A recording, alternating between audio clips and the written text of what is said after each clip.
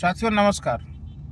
जैसा कि आप सबने सुना, कल क्यूब हाई लाइव के माध्यम से आशुतोष सर ने जो गलत प्रेजेंटेशन दिया विश्व भारती जन सेवा संस्थान के संबंध में कि विश्व भारती जन सेवा संस्थान 2000 लोगों के लिए माननीय सुप्रीम कोर्ट में अपना रीट याचिका दाखिल किया है, जबकि उसी लाइव चैनल पर हमने कहा था कि 2000 नहीं 30,000 लोग हमारे रजिस्टर्ड मेंबर हैं, उनके लिए हम लोग आईए के द्वारा अपने केस में उनको जोड़ रहे हैं और 30,000 लोगों के लिए हम प्रयास कर रहे हैं कि उनका भुगतान सर्वप्रथम हो जाए।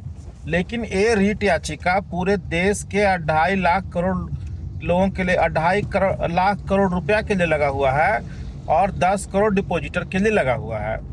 ये बात स्पष्ट है कि जो एनजीओ के मेंबर्स हैं उनके लिए हमारी प्राथमिकता तो है ही कि 30,000 लोगों के लिए पहले हो जाए, जिनका राशि लगभग 1600 करोड़ रुपया हुआ है।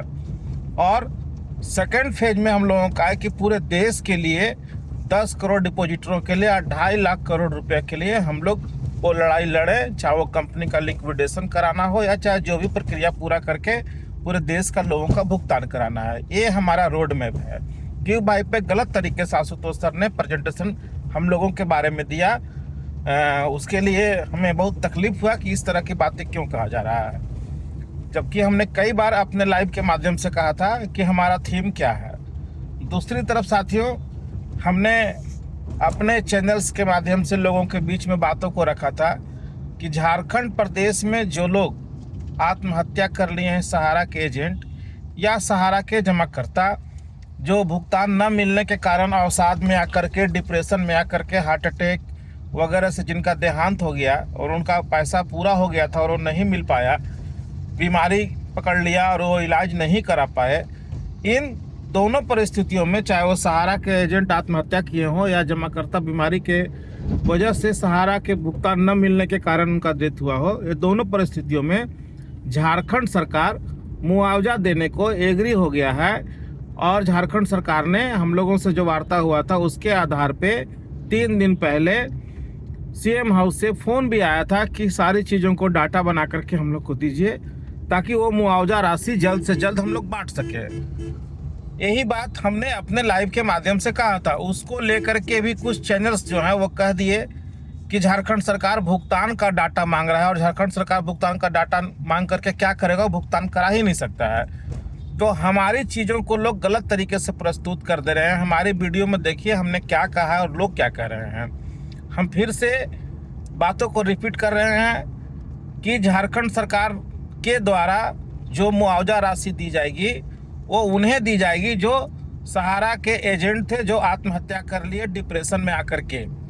एक उनके लिए है, दूसरा जो सहारा के जमाकर्ता जो लोग का पैसा पूरा हो गया था, पैसा नहीं मिला और वो अवसाद में आकर के, डिप्रेशन में आकर के वो बीमारी उनको पकड़ लिया और उस बीमारी का इलाज वो पैसे के अभाव में नहीं करा पाए, उनके लिए मुआवजा दिया जाएगा जो लोग उस वजह से भी डेथ किए हैं। ये 2 कारण है। झारखंड सरकार आपका कंप्लीट पेमेंट कराने के लिए डाटा नहीं मांग रहा है, ये केवल उनके लिए मांगा जा रहा है जिनके लिए मुआवजा उनको देना है। अब कोई चैनल अगर किसी तरह से मेरी बातों को अगर अलग तरीके से परोस दे रहे हैं और वो मजाक बना रहे हैं तो इसके लिए थोड़ा सा सावधान रहें। जिन्हें विश्वास है वो हम लोगों को डाटा दे दें, जिन्हें विश्वास नहीं है वो डाटा अपने घर में रखें और जो इस टाइप के बहुरूपिये लोग आकर के तरह तरह की बातें बना रहे हैं उनके पास ही जाएं। धन्यवाद।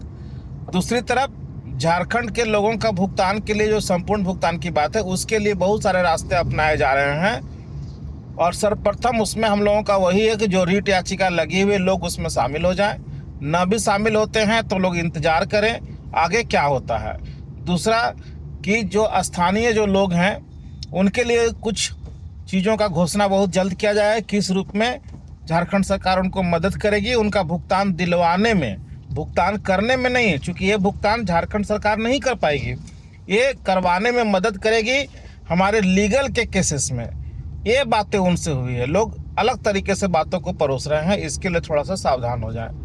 तो मैं इसी के लिए छोटी सी वीडियो के माध्यम से आप सबको बताना चाहता हूँ कि चीज़ों को समझे, न समझ में आवे तो हमारे प्रधान कार्यालय निरसा रांची के कार्यालय से संपर्क करें और अन्य प्रदेशों में भी जो हमारे कार्यालय हैं वहाँ से भी संपर्क करके चीज़ों को समझ सकते हैं। धन्यवाद, नमस्कार।